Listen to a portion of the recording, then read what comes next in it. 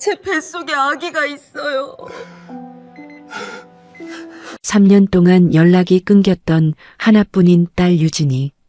그런 유진이가 식물인간이 되어 병원에 누워있다는 사위의 전화 한 통에 모든 것을 내려놓고 달려온 자리였습니다. 서울 한복판 대기업을 이끄는 어떤 위기에도 흔들리지 않던 한상우 회장은 심장이 멎는 듯 했습니다. 아빠, 내 핸들폰 찾아줘. 그게 전부였습니다. 그 말을 끝으로 딸의 눈꺼풀이 눈물과 함께 다시 천천히 내려앉았습니다. 그게 무슨 말이냐, 유진아! 딸의 어깨를 흔들었지만 대답은 돌아오지 않았습니다. 그리고 떨리는 손으로 이불을 걷어내는 순간 눈앞이 하얘졌습니다. 딸의 배가 불러 있었습니다. 교통사고를 당했다던 사위의 전화, 3년 만에 마주한 식물인간 상태의 딸, 그리고 한상우는 몰랐던 뱃속의 아이. 딸이 말하고 싶었던 끔찍한 진실은 무엇일까요? 그때까진 알 수 없었어요. 이 모든 비극의 실마리가 거대한 파멸의 폭풍을 몰고 올 줄은요. 사연 시작 전 구독과 좋아요 부탁드리며 어디서 듣고 계신지 알려주시면 그곳에 큰 복이 가득하시길 진심으로 바랍니다. 사연 시작합니다. 서울 한복판 마천루 위에 자리한 한상우 회장의 집무실은 아침부터 조용하고 단단했습니다. 창밖으로는 도시가 숨가쁘게 돌아가고 있었지만 이 방 안만큼은 시간이 다른 속도로 흐르는 것 같았죠. 50년 가까이 이 나라 경제의 한 축을 짊어져온 사람답게 상호의 눈빛은 결제, 서류 한 장 한 장을 훑을 때마다 칼날처럼 서늘했습니다. 비서가 조심스럽게 문을 두드리고 서류 한 묶음을 내려놓을 때도 상호는 고개 한번 들지 않은 채 만년필을 움직였습니다. 그것이 한상우라는 사람이었습니다. 냉철하고 빈틈없고 감정을 쉽게 내보이지 않는 사람. 그런 그의 책상 위에 단 한 가지 어울리지 않는 것이 있었습니다. 넓고 차가운 마호가니 책상 한쪽 유리 액자 하나가 놓여 있었습니다. 사진 속에는 20 남짓되어 보이는 젊은 여자가 화사하게 웃고 있었죠. 그리고 그 액자 앞에는 아직 김이 피어오르는 차 한 잔이 놓여 있었습니다. 오늘도 어제도 그저께도 비서들 사이에서는 모르는 사람이 없는 불문율이었습니다. 회장님 집무실에 들어갈 때는 반드시 그 액자 앞에 따뜻한 보리차를 올려두어야 한다고요. 왜냐고 묻는 사람은 아무도 없었습니다. 그 사진이 누구인지 다들 어렴풋이 알고 있었으니까요. 딸이었습니다. 3년 전 아버지의 품을 박차고 나간 하나뿐인 딸 한유진. 상호는 서류를 넘기다 잠시 멈췄습니다. 만년필이 종이 위에서 미세하게 흔들렸고 시선은 어느새 사진 쪽으로 향해 있었습니다. 딸의 웃음이 오늘따라 유난히 선명해 보였습니다. 상호는 아무 말 없이 찻잔을 들어 한 모금 마셨습니다. 보리차의 구수한 온기가 목 안으로 넘어갔지만 가슴 어딘가에는 닿지 못한 것 같았죠. 찻잔을 내려놓으려는 순간이었습니다. 손끝이 미끄러졌습니다. 쨍그랑 차가운 바닥에 잔이 떨어지며 산산조각이 났습니다. 상호는 그 자리에서 굳어버렸습니다. 파편들이 사방으로 흩어졌고 남아있던 차가 대리석 바닥을 조용히 번져나갔습니다. 무언가 불길한 것이 심장을 스치고 지나가는 느낌이었습니다. 설명할 수 없는 서늘함이었죠. 상호는 허리를 구부려 파편을 주우려다 멈췄습니다. 그 순간 책상 위에 놓인 핸드폰이 르르르 떨렸습니다. 진동 소리가 유난히 크게 들렸습니다. 그 이름을 본 순간 상호의 손가락이 굳었습니다. 박도준. 3년 동안 단 한 번도 먼저 연락한 적 없던 사위의 이름이었습니다. 심장이 이상하게 뛰었습니다. 받아야 하는지 받지 말아야 하는지 채 1초도 고민할 새 없이 손이 먼저 움직였습니다. 교통사고가 나서 아내가 병원에 입원했습니다. 전화기 너머로 들려온 목소리는 다급했지만 어딘가 납작하고 건조했습니다. 상호는 아무 말도 하지 못했습니다. 딸의 사진이 눈앞에 있었고 깨진 찻잔의 파편이 발 아래 흩어져 있었습니다. 그리고 가슴 한가운데가 무언가 무너지는 소리를 냈습니다. 이 전화 한 통이 상호의 평온했던 세상을 완전히 뒤집어 놓으리라는 것을 그때는 아무도 몰랐습니다. 집무실을 박차고 나온 상호의 발걸음은 평소와 달랐습니다.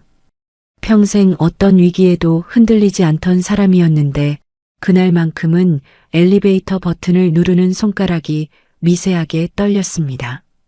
지하 주차장으로 내려가는 동안 비서가 뭔가를 보고했지만 상호의 귀에는 한마디도 들어오지 않았습니다. 그냥 가. 짧은 한마디와 함께 차 문을 닫자 사방이 조용해졌습니다. 기사가 차를 빼내는 동안 상호는 창밖을 내다보지 않았습니다. 눈을 감았습니다. 그리고 가슴 깊은 곳 어딘가에서 닫아두었던 문이 삐걱거리며 열리기 시작했습니다. 3년 전의 일이었습니다. 그날도 봄이었죠. 유진이가 한 남자를 데려왔을 때 상호는 서재에서 손님을 맞이했습니다. 박도준.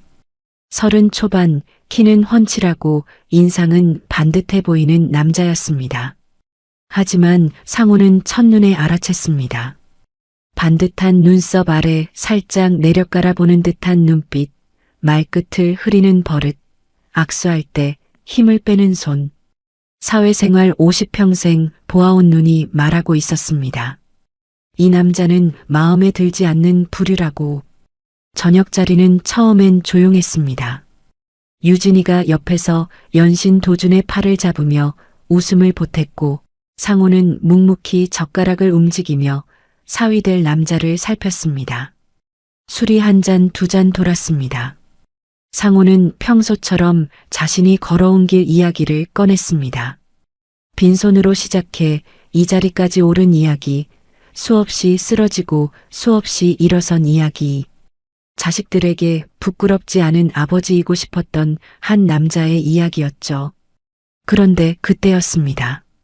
도준이 술잔을 내려놓으며 피식 웃었습니다. 기분 나쁜 웃음이었어요. 자네 뭐가 웃긴가?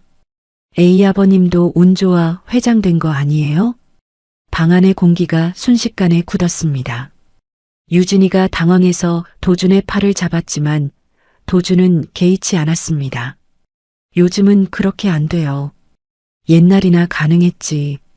말끝에 술 냄새가 실려왔습니다. 상호는 아무 말도 하지 않았습니다. 젓가락을 살며시 내려놓았고 잠시 도준의 눈을 바라보았습니다. 도준은 눈길을 피하지 않았습니다. 그 눈빛 안에는 두려움이 없었습니다. 두려움이 없다는 것, 그것이 오히려 가장 위험한 신호였습니다. 그날 밤 도준이 돌아간 후 상호는 유진을 불러 앉혔습니다. 그 남자 안 된다. 단 한마디였습니다. 그게 전부였죠. 설명도 없었고 이유도 길게 늘어놓지 않았습니다. 평생 그런 식으로 살아온 사람이었으니까요. 틀린 것은 틀린 것이고 위험한 것은 위험한 것이었습니다. 하지만 유진이는 달랐습니다. 아빠, 오빠 술만 안 먹으면 멀쩡해. 진짜야. 안 돼. 왜 그래? 진짜 아빠 한 번밖에 안 봤는데.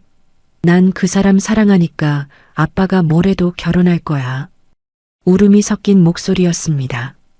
딸의 눈에서 눈물이 흘렀고 상호는 그 눈물이 몹시 낯설었습니다. 어릴 때 무릎 깨져도 울지 않던 딸이었는데 그 남자 때문에 울고 있었습니다. 싸움은 길어졌습니다.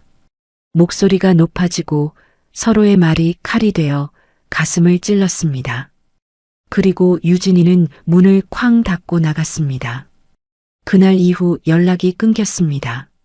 상호는 기다렸습니다. 한 달이 지나고 두 달이 지났습니다. 딸이 먼저 올 것이라 생각했습니다. 철없이 사랑에 눈이 멀었어도 시간이 지나면 아버지 말이 옳았다는 것을 알게 될 것이라 믿었습니다. 하지만 유진이는 오지 않았습니다. 그러다 가을이 끝나갈 무렵 상호는 지인에게서 소식을 들었습니다. 유진이가 결혼했다고, 혼자 조용히 식을 올렸다고. 상호는 그날 밤 혼자 술을 마셨습니다. 아무에게도 말하지 않은 채로. 그리고 며칠 후 상호는 강남의 한 카페에서 딸을 만났습니다. 유진이는 하얀 원피스를 입고 창가에 앉아 있었습니다. 부쩍 야윈 것 같았지만 눈빛만큼은 여전히 고집스럽게 빛나고 있었죠. 상호는 말없이 봉투를 꺼냈습니다. 집 한 채의 명의 이전 서류였습니다. 필요 없어요, 아빠. 유진이가 밀어냈습니다. 받아. 상호는 더 밀어 넣었습니다. 언젠가 쓰일 일이 있을 거다. 세상은 결국 돈이다. 딸은 한참 아버지를 바라보더니 결국 봉투를 집어들었습니다. 그것이 마지막이었습니다. 카페를 나오는 유진이의 뒷모습을 상호는 끝까지 눈으로 쫓았습니다. 딸이 코너를 돌아 사라질 때까지. 그리고 그것이 살아있는 딸의 마지막 모습이었습니다. 차가 병원 앞에 멈춰섰습니다. 상호는 눈을 떴습니다. 뺨이 어느새 젖어 있었습니다. 언제 눈물이 흘렀는지도 몰랐습니다. 비서가 차 문을 열었지만 상호는 잠시 움직이지 않았습니다. 3년이라는 세월이 한꺼번에 가슴을 눌러왔고 딸에게 건넸던 그 봉투 하나가 지금 이 순간 어떤 의미가 되었을지 상호는 차마 생각하고 싶지 않았습니다. 아버지가 쥐어준 그 집 한 채가 과연 딸을 지켜주었을까요? 아니면 오히려 딸을 더 깊은 함정 속으로 밀어넣은 것은 아니었을까요? 병원 복도는 낮인데도 형광등 빛이 차갑게 내리깔려 있었습니다. 소독약 냄새가 코끝을 찌르는 그 긴 복도를 상호는 거의 달리다시피 걸었습니다. 간호사가 뭔가를 안내했지만 귀에 들어오지 않았죠. 심장이 너무 크게 뛰어서 다른 소리가 다 묻혀버렸습니다. 병실 문 앞에서 상호는 잠깐 멈췄습니다. 손잡이를 잡은 채로 딱 한 번 숨을 들이켰습니다. 그리고 문을 열었습니다. 하얀 커튼이 창가에서 미세하게 흔들리고 있었습니다. 침대 위에는 유진이가 누워 있었습니다. 얼굴이 창백했습니다. 산소호흡기가 코와 입을 덮고 있었고 가느다란 팔에는 링거줄이 여러 개 꽂혀 있었습니다. 기계들이 조용히 숫자를 세고 있었습니다. 삑, 삑, 삑. 규칙적인 소리가 방 안을 가득 채웠지만 상호에게는 그 소리조차 먼 곳에서 들려오는 것 같았습니다. 한 발짝, 두 발짝.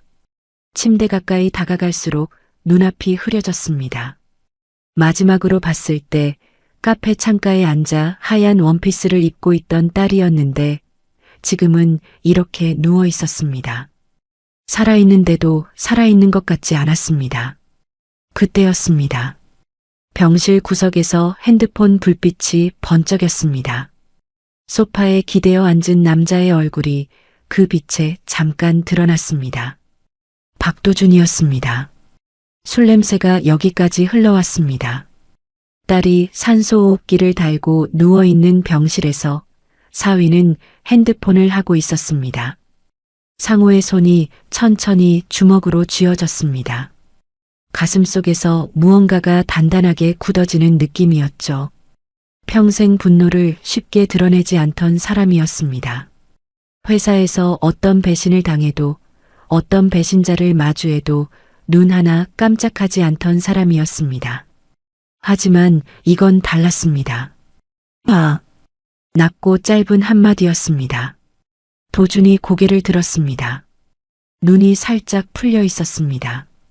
장인어른 오셨어요. 유진이 식물인간 됐어요. 일어서지도 않았습니다. 그 순간 상호가 도준의 멱살을 잡았습니다. 소파에서 끌어당겨지며 도준이 비틀거렸고 핸드폰이 바닥으로 떨어졌습니다. 뭐 이 자식이 보자 하니까 지금 뭐 하는 거야? 이를 악문 목소리가 병실 안에 낮게 퍼졌습니다. 도준의 눈이 순간 흔들렸습니다. 하지만 이내 도준은 상호의 손목을 밀어내며 뒤로 물러섰습니다. 아, 저도 다쳤어요. 그리고 장인어른이 해준 게 뭐 있다고 난리세요. 술기운을 등에 업은 목소리가 거칠게 튀어나왔습니다. 내가 전화해 준 거라도 고마운 줄 알아야지. 나도 환잔데 뭐라 하시네. 그 말이 끝나기가 무섭게 도준은 재킷을 집어들고 병실을 나가버렸습니다. 문이 탁 소리를 내며 닫혔습니다. 병실이 다시 조용해졌습니다. 삑, 삑, 삑. 기계 소리만 남았습니다. 상호는 멍하니 닫힌 문을 바라보았습니다. 손이 여전히 주먹을 쥔 채 허공에 떠 있었습니다. 분노인지 비통함인지 스스로도 알 수 없었습니다. 다리에 힘이 빠졌습니다. 천천히 몸을 돌려 침대 곁으로 걸어갔습니다. 그리고 딸의 손을 두 손으로 감쌌습니다. 차가웠습니다. 이렇게 차가운 손이었나 싶었습니다. 기억 속의 유진이는 늘 따뜻했는데 어렸을 때 밤새 열이 펄펄 끓던 딸의 손을 잡고 병원 응급실을 뛰어다니던 기억이 떠올랐습니다. 그때는 손바닥이 불처럼 뜨거웠는데 지금은 이렇게. 상호는 딸의 손을 꽉 쥐었습니다. 유진아. 목소리가 나오지 않았습니다. 다시 한번 불렀습니다. 유진아. 눈물이 턱 끝까지 차올랐습니다. 3년이었습니다. 연락 한번 제대로 못한 3년이었습니다. 딸이 어떻게 지내는지, 밥은 제대로 먹는지, 울지는 않는지 알고 싶으면서도 알려 하지 않았습니다. 기다리면 오겠지, 시간이 지나면 알겠지. 그렇게 버티는 동안 딸은 이렇게 되어 있었습니다. 상호는 딸의 손등에 이마를 댔습니다. 그리고 소리 없이 울기 시작했습니다. 50이 넘도록 남들 앞에서 눈물 한 번 보이지 않던 사람이 딸의 손 위에 얼굴을 묻고 어깨를 들썩였습니다. 가슴에 쌓인 것들이 한꺼번에 터져 나왔습니다. 미안함이었습니다. 자신의 고집이었습니다. 그리고 너무 늦게 달려온 아버지의 한이었습니다. 딸의 가느다란 손가락이 상호의 손 안에서 꼼짝도 하지 않았습니다. 얼마나 그렇게 있었을까요? 상호는 딸의 손을 잡은 채 눈을 감고 있었습니다. 눈물은 이미 말라 있었습니다. 남은 것은 그저 텅 빈 고요함이었죠. 기계 소리만이 일정한 간격으로 방 안을 채웠습니다. 삑, 삑, 삑. 그 소리가 마치 딸이 아직 여기 있다고, 아직 숨쉬고 있다고 말해주는 것 같아서 상호는 그 소리를 듣고 또 들었습니다. 그런데 그때였습니다. 딸의 손이 미세하게 움직였습니다. 워낙 작은 움직임이었습니다. 처음엔 착각인가 싶었습니다. 하지만 분명히 느껴졌습니다. 손가락이 상호의 손바닥을 아주 조금 쥐는 것이. 상호가 고개를 들었습니다. 유진이의 눈꺼풀이 떨리고 있었습니다. 나뭇잎 한 장이 바람에 간신히 매달려 있듯 아주 가느다랗게. 유진아. 상호의 목소리가 터져 나왔습니다. 눈꺼풀이 천천히 열렸습니다. 초점 없이 흔들리던 눈동자가 잠시 후 상호의 얼굴 위에 멈췄습니다. 딸이 아버지를 보고 있었습니다. 상호의 심장이 멎는 것 같았습니다. 유진아, 아빠야. 아빠 왔어. 목이 메었습니다. 유진이의 입술이 달싹였습니다. 산소호흡기 너머로 무언가를 말하려는 것이 느껴졌습니다. 상호는 몸을 바짝 당겼습니다. 귀를 갖다 댔습니다. 딸의 숨결이 코끝에 닿았습니다. 그리고 아주 작은 실처럼 가느다란 목소리가 들려왔습니다. 제 뱃속에 아기가 있어요. 상호는 굳어버렸습니다. 방금 들은 말이 머릿속에서 맴돌았지만 쉽게 의미가 되어 내려오지 않았습니다. 유진이의 입술이 다시 움직였습니다. 아빠, 내 핸드폰 찾아 줘. 그게 전부였습니다. 그 말을 끝으로 딸의 눈꺼풀이 눈물과 함께 다시 천천히 내려앉았습니다. 손에 들어왔던 힘도 스르르 빠져나갔습니다. 기계 소리가 다시 규칙적으로 울리기 시작했습니다. 삐, 삐, 삐. 유진아. 대답이 없었습니다. 유진아.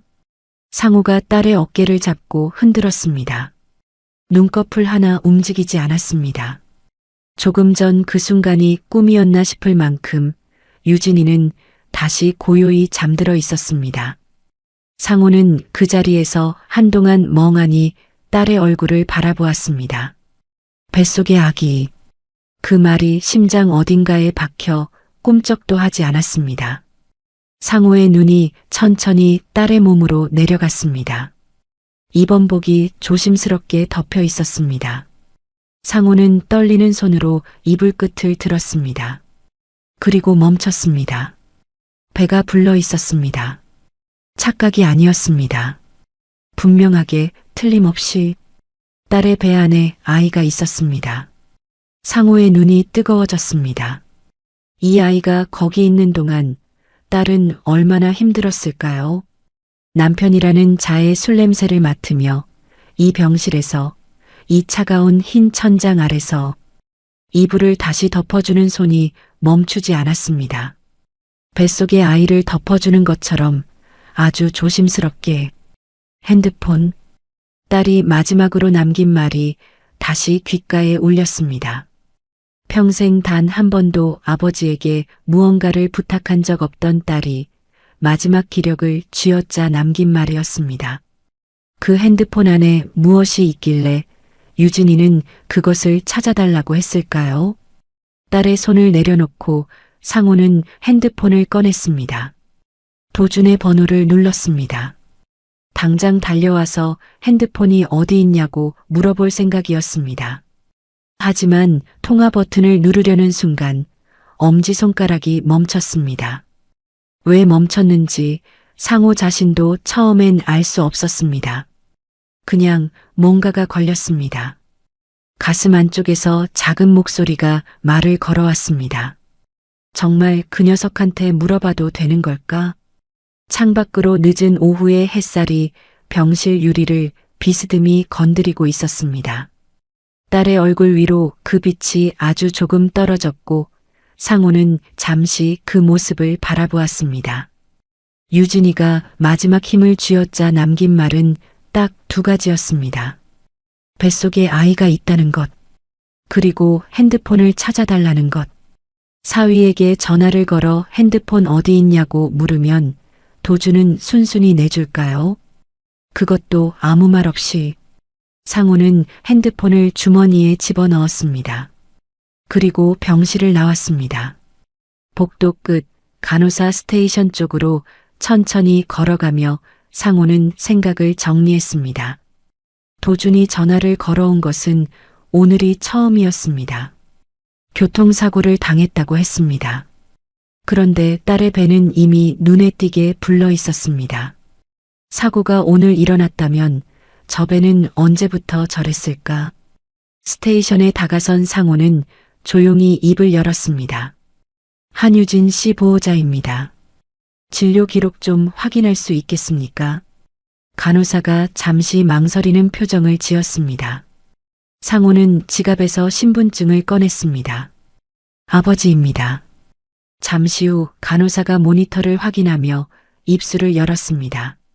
한유진 환자분은 한 달 전에 입원하셨습니다. 상호의 눈이 가늘어졌습니다. 한 달. 네, 입원 기록이 한 달 전으로 되어 있습니다. 상호는 그 자리에서 움직이지 않았습니다. 한 달. 오늘 사고가 났다고 했는데 딸은 이미 한 달 전부터 이 병원에 있었습니다. 도준이 거짓말을 했습니다. 처음부터 전화를 걸어오던 그 순간부터 거짓말이었습니다. 복도 창밖으로 바람에 흔들리는 가로수가 보였습니다. 나뭇잎들이 파르르 떨고 있었는데 상호의 눈에는 하나도 들어오지 않았습니다. 머릿속에서 무언가가 빠르게 맞춰지고 있었습니다. 한 달 전에 입원, 사고가 났다는 거짓말, 뱃속의 아이, 그리고 딸이 마지막으로 찾아달라고 한 핸드폰. 이것들이 전부 연결되어 있었습니다. 상호는 입술을 굳게 다물었습니다. 평생 사업을 하며 수많은 위기를 넘긴 사람이었습니다. 협상 테이블에서 상대방의 거짓을 꿰뚫어 보는 것이 몸에 배어 있었죠. 그런데 정작 제 자식 문제에서는 이렇게 늦게 알아챈 것이었습니다. 스스로가 몹시 한심하게 느껴졌습니다. 아니, 한심한 정도가 아니었습니다. 딸이 한 달 동안 이 병실에 있는 동안 아버지는 집무실에서 결제 서류를 넘기고 있었습니다. 그 생각이 발끝부터 올라오는 것 같았습니다. 싸늘하고 무거운 무게로. 상호는 천천히 고개를 들었습니다. 이제 도준에게 물어볼 생각은 없었습니다. 핸드폰을 내줄 리도 없고 내준다 해도 이미 지웠을 것이 뻔했습니다. 딸이 아버지에게 직접 찾아달라고 한 데는 이유가 있었습니다. 아무도 믿을 수 없는 상황에서 세상에 딱 한 사람, 아버지만 믿었던 것이겠죠. 비록 3년이라는 세월 동안 등을 돌리고 살았어도 상호는 주먹을 쥐었습니다. 가슴이 먹먹했습니다. 딸이 아버지를 믿어준 만큼 이번만큼은 틀리지 않아야 했습니다. 핸드폰은 도준의 집에 있을 것이었습니다. 숨겼거나 치웠거나 어디에 있든 찾아야 했습니다. 딸의 마지막 부탁이었으니까요. 과연 그 핸드폰 안에는 어떤 진실이 잠들어 있는 것이었을까요? 병원 주차장을 빠져나오는 차 안, 상호는 한동안 말이 없었습니다. 기사도 눈치를 챘는지 조용히 핸들만 잡고 있었죠. 도로 위로 늦은 오후 햇살이 낮게 깔려 있었습니다. 황금빛이라고 부르기엔 너무 쓸쓸한 빛이었습니다. 상호는 창문에 이마를 기댔습니다. 딸의 목소리가 계속 귓속을 맴돌았습니다. 아빠, 내 핸드폰 찾아줘. 실처럼 가늘었던 그 목소리가 지금 이 순간만큼은 그 어떤 소리보다 크게 울렸습니다. 돌려. 상호가 낮게 말했습니다. 도준이 집으로 가. 기사가 백미러로 한번 상호를 바라보았습니다. 아무것도 묻지 않고 방향을 틀었습니다. 차가 도준의 아파트 앞에 섰을 때 상호는 잠시 눈을 감았습니다. 숨을 한번 고르게 내쉬었습니다. 평생 협상 테이블에서 갈고 닦아온 것이 있었습니다. 감정을 얼굴에서 지우는 것, 어떤 상대를 마주해도 먼저 속을 드러내지 않는 것, 그 오랜 버릇이 지금 이 순간 필요했습니다. 아들을 잃은 아버지의 얼굴이 아니라 사위를 걱정하는 장인의 얼굴로 저 문을 열어야 했습니다. 초인종을 눌렀습니다. 한 번, 두 번, 한참 후에 문이 열렸습니다. 도준이었습니다. 낮인데도 눈이 반쯤 풀려 있었고 입고 있는 티셔츠에는 구겨진 흔적이 가득했습니다. 코끝에서 술 냄새가 흘러나왔습니다. 상호는 표정 하나 바꾸지 않았습니다. 오히려 입꼬리를 살짝 올렸습니다. 아깐 내가 좀 흥분했어. 미안하네. 도준의 눈이 가늘어졌습니다. 경계하는 눈빛이었죠. 왜 오셨어요? 자네도 많이 힘들었을 텐데 같이 한잔하세. 상호는 손에 들고 있던 봉투를 살짝 들어 보였습니다. 도준의 시선이 봉투 위에 잠깐 머물렀습니다. 문이 열렸습니다. 집안은 어두웠습니다. 낮인데도 커튼이 모두 쳐져 있었고 거실 테이블 위에는 빈 소주병이 여러 개 나뒹굴고 있었습니다. 상호는 아무 말 없이 소파에 앉았습니다. 도준이 마지못해 잔 2개를 가져왔습니다. 술이 한 잔씩 채워졌습니다. 상호는 잔을 들었지만 입에 대지 않았습니다. 도준은 단숨에 들이켰습니다. 대화는 천천히 이어졌습니다. 상호는 의도적으로 부드럽게 말했습니다. 유진이 걱정된다고 자네도 고생이 많다고 듣기 좋은 말들을 조용히 흘려보냈습니다. 도주는 술잔이 채워질수록 경계를 조금씩 내려놓았습니다. 말수가 늘었고 눈꺼풀이 무거워졌습니다. 상호는 그 변화를 놓치지 않았습니다. 때가 되었습니다. 잠깐 화장실 좀. 자리에서 일어났습니다. 도주는 소파에 기댄 채 고개만 끄덕였습니다. 복도를 지나 화장실 문을 살짝 열었다 닫았습니다.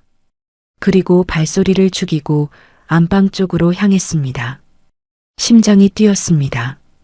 50평생 이런 일을 해본 적이 없는 사람이었습니다. 회사에서는 늘 당당하게 정면으로만 걸어온 사람이었으니까요. 하지만 지금 이 방 안에서 상호는 숨을 죽이고 서랍을 열었습니다. 딸을 위해서라면 어떤 일이든 할 수 있었습니다. 서랍 안에는 각종 서류와 잡동사니들이 뒤섞여 있었습니다. 핸드폰은 없었습니다. 책상 위 협탁 안쪽, 침대 밑 하나하나 더듬었습니다. 없었습니다. 조급함이 올라오기 시작했습니다. 그때 눈에 들어온 것이 있었습니다. 방 구석, 오래된 붙박이 장롱이었습니다. 요즘 집에서는 보기 드문 낡은 장롱이었는데 문이 꼭 닫혀 있었습니다. 상호는 그쪽으로 걸어갔습니다. 문을 조심스럽게 열었습니다. 옷가지들 사이 깊숙한 구석에 작은 파우치가 하나 놓여 있었습니다. 손이 닿았습니다. 파우치 안에서 딱딱한 것이 만져졌습니다. 꺼냈습니다. 분홍색 케이스였습니다. 딸이 좋아하던 색이었습니다. 손이 떨렸습니다. 바로 그 순간 등 뒤에서 소리가 들렸습니다. 거기서 뭐 하세요? 등골이 서늘해졌습니다. 분홍색 케이스를 쥔 손이 반사적으로 등 뒤로 숨었습니다. 천천히 몸을 돌렸습니다. 도준이 문틀에 기대어 서 있었습니다. 눈은 아직 반쯤 풀려 있었지만 입가에는 날이 서 있었습니다. 거기서 뭐 하시냐고요? 두 번째로 묻는 말이었습니다. 방 안의 공기가 팽팽하게 당겨지는 것이 느껴졌습니다. 1초, 2초. 그 짧은 시간 안에 상호의 머릿속은 빠르게 돌아갔습니다. 핸드폰은 이미 등 뒤에 있었습니다. 재킷 안주머니까지는 아직 거리가 있었습니다. 들키면 끝이었습니다. 상호는 천천히 표정을 풀었습니다. 주머니에서 미리 준비해둔 두툼한 봉투를 꺼냈습니다. 자네 잠든 것 같길래.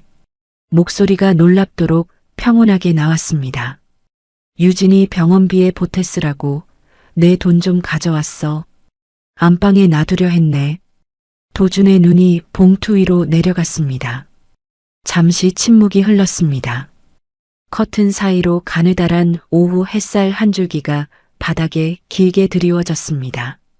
시간이 그 빛 위에서 멈춰 있는 것 같았죠. 도준의 눈꺼풀이 한번 깜빡였습니다.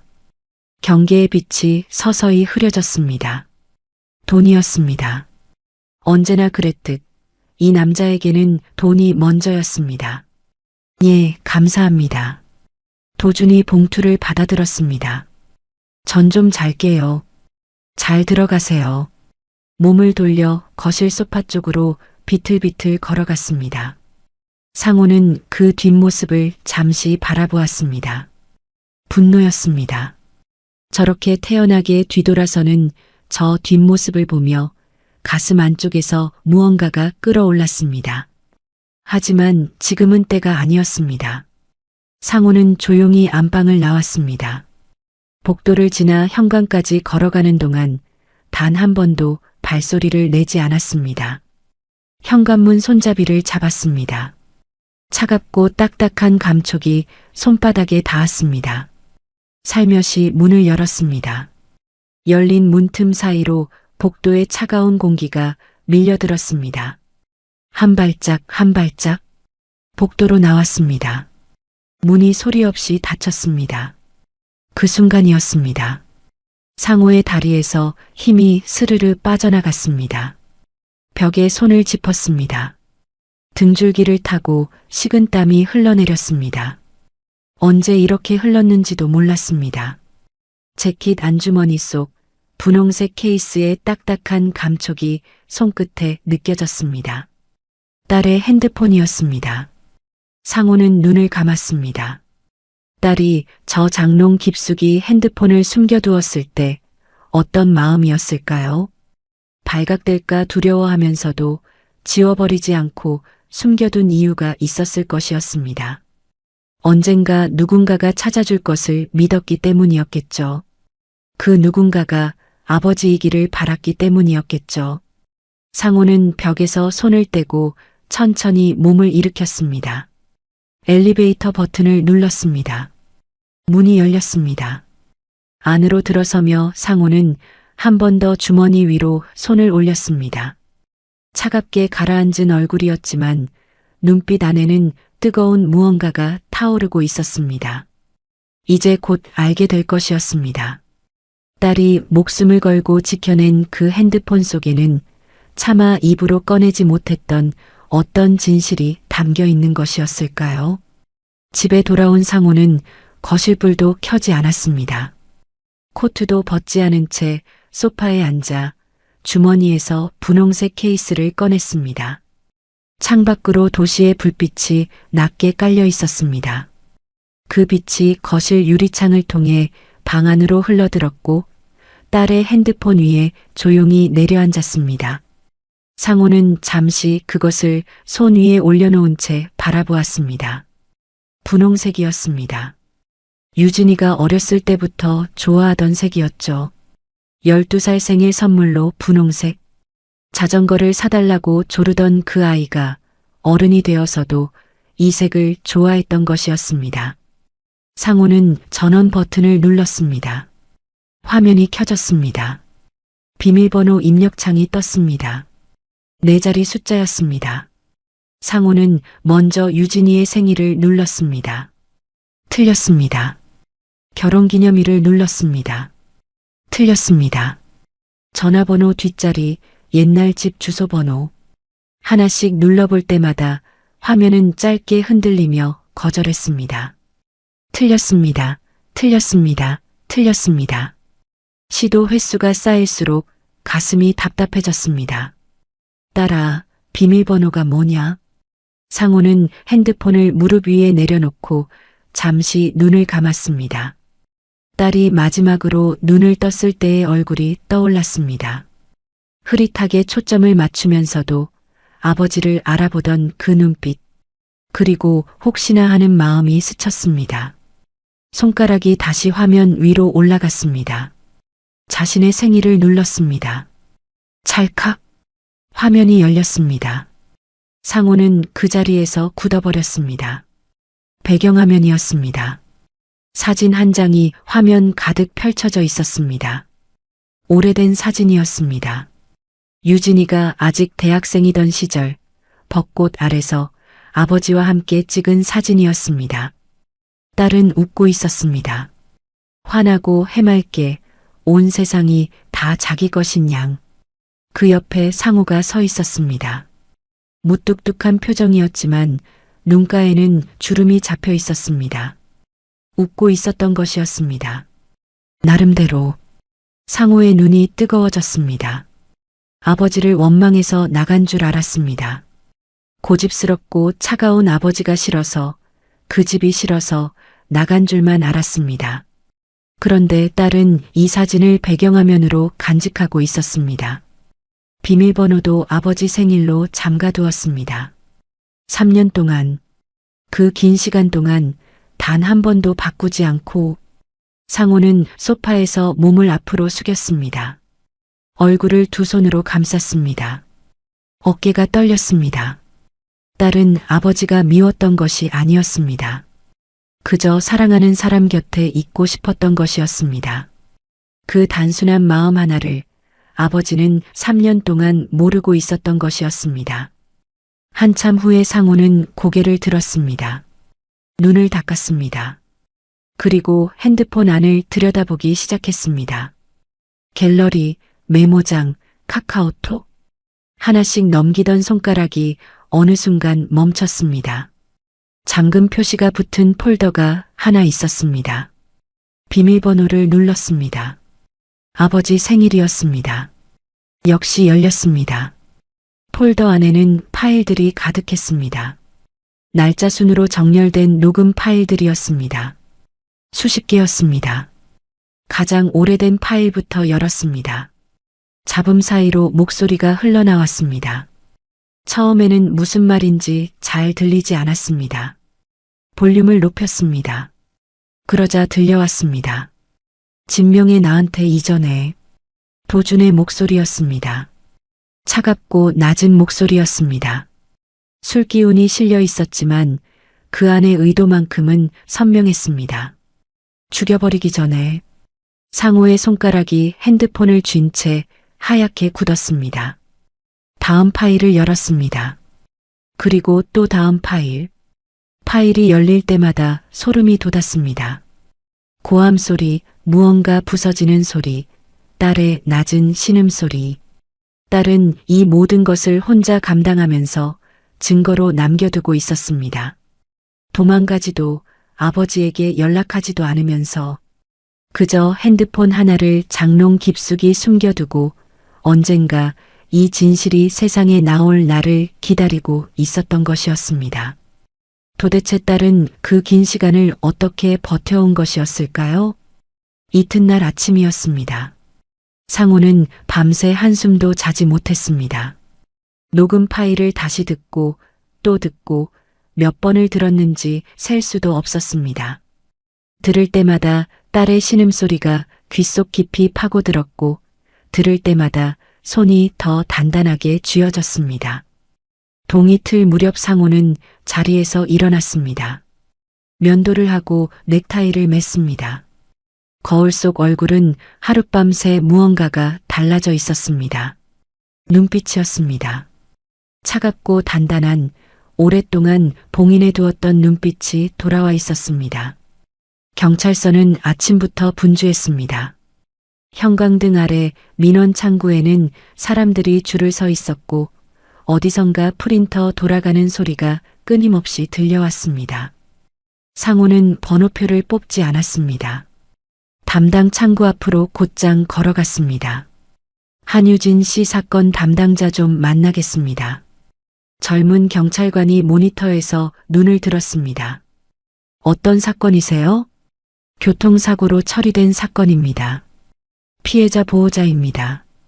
경찰관이 자판을 두드리더니 잠시 후 입을 열었습니다. 해당 사건은 수사가 종결되었습니다. 상호는 핸드폰을 꺼내 테이블 위에 올려놓았습니다.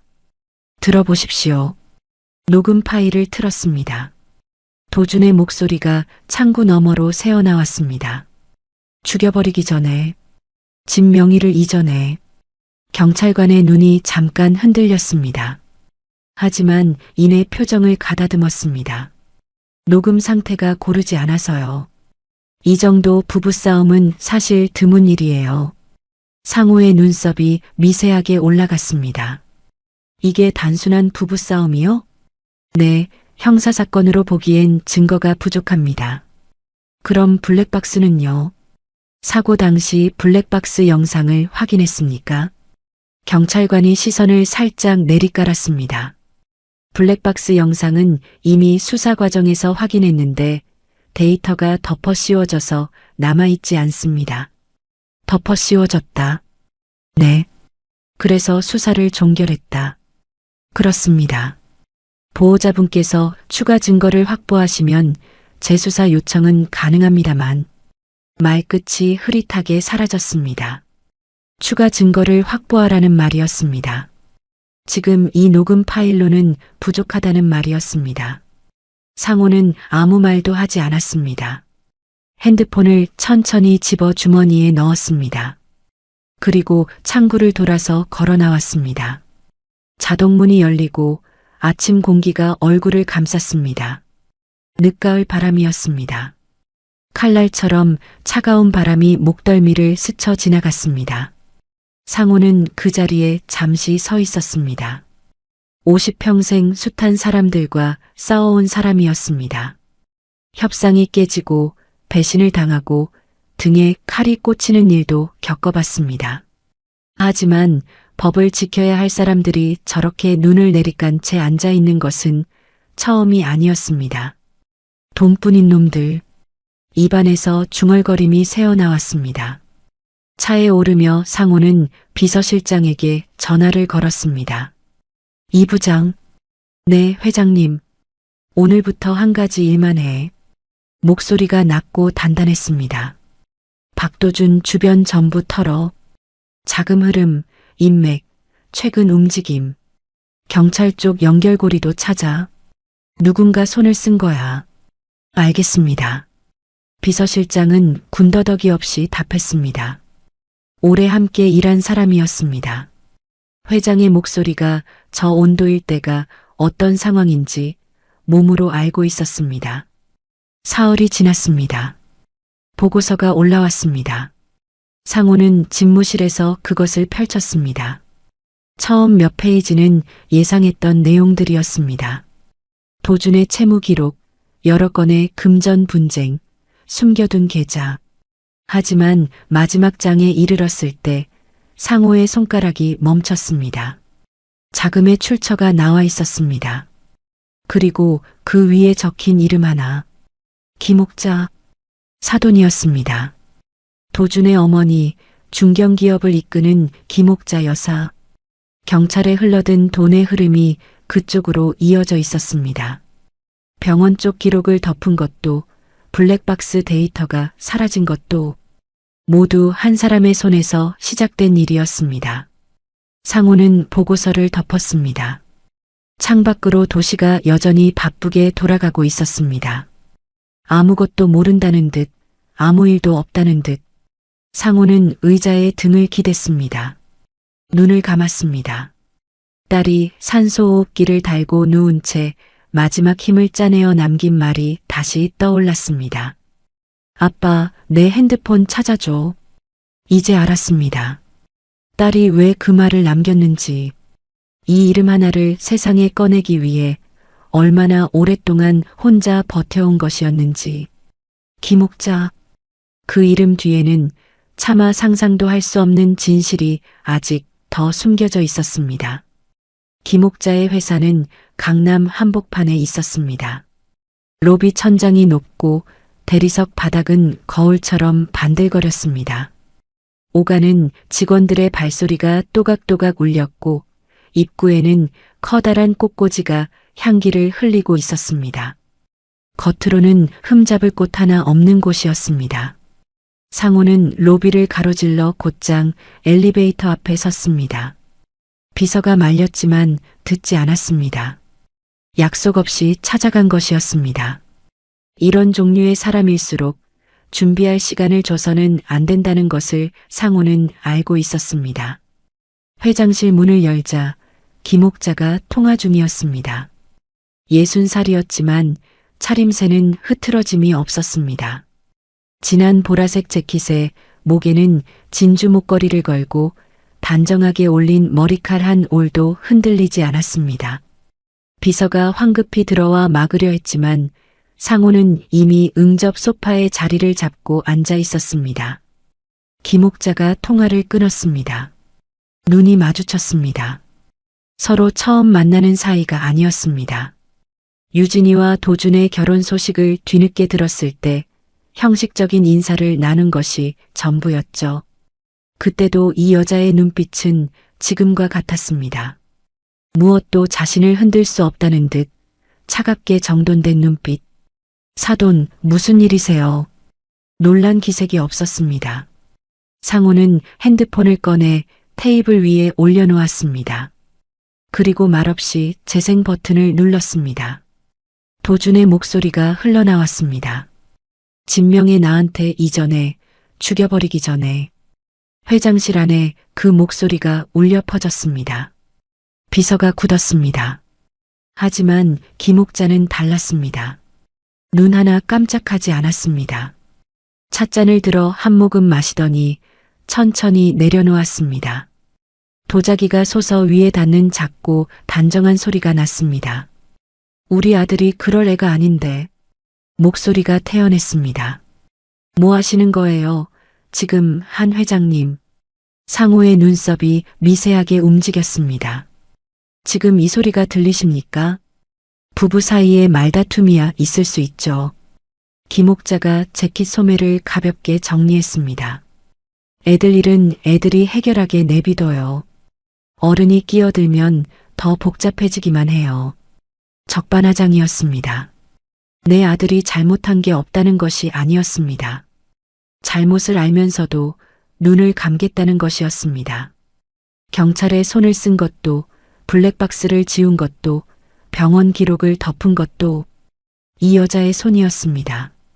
그것을 아는 상태에서 지금 이 자리에서 마주 앉아 찻잔을 들고 있었습니다. 상호는 천천히 핸드폰을 껐습니다. 테이블 위에서 집어드는 손이 떨렸습니다. 분노 때문이 아니었습니다. 분노는 이미 차갑게 가라앉아 있었습니다. 뼛속까지 내려간 분노는 불꽃이 아니라 얼음이 된다는 것을 이 나이가 되어서야 알게 된 것 같았습니다. 상호는 자리에서 일어났습니다. 아무 말도 하지 않았습니다. 김옥자를 향해 한 번 시선을 보낸 뒤 그 눈길 안에 모든 말을 담아두고 돌아섰습니다. 당신들 다 부셔버리겠다. 입 밖으로는 한마디도 내뱉지 않은 말이었지만 걸어나가는 등에 그 말이 새겨져 있었습니다. 차에 오르자마자 상호는 전화를 2통 걸었습니다. 첫 번째는 비서실장이었습니다. 김옥자 회사 샅샅이 털어 세무, 회계, 하도급 계약 전부. 그쪽 오래된 것일수록 좋아. 두 번째는 경호팀장이었습니다. 오늘 당장 병실에 CCTV 설치해. 눈에 안 띄는 곳에. 그리고 사람 2명 상시 잠복. 알겠습니다, 회장님. 교대 없이 24시간이야. 보너스 두둑히 챙겨주지. 전화를 끊고 상호는 창밖을 바라보았습니다. 도로 위로 낙엽이 하나 바람에 쓸려 지나갔습니다. 11월의 끝이었습니다. 나뭇잎들이 다 떨어지고 나면 가지만 남는 계절. 딸이 저 병실에서 잠들어 있는 동안 바깥 세상은 이렇게 무심하게 계절을 바꾸고 있었습니다. 상호는 눈을 감았습니다. 그날 밤이었습니다. 김옥자에게 전화를 받은 도주는 소파에 앉아 또 술을 마시고 있었습니다. 어머니의 목소리는 낮고 차가웠습니다. 한 회장이 움직이기 시작했어. 시간이 없다. 도주는 빈 소주잔을 테이블에 내려놓았습니다. 창밖으로 밤바람이 울었습니다.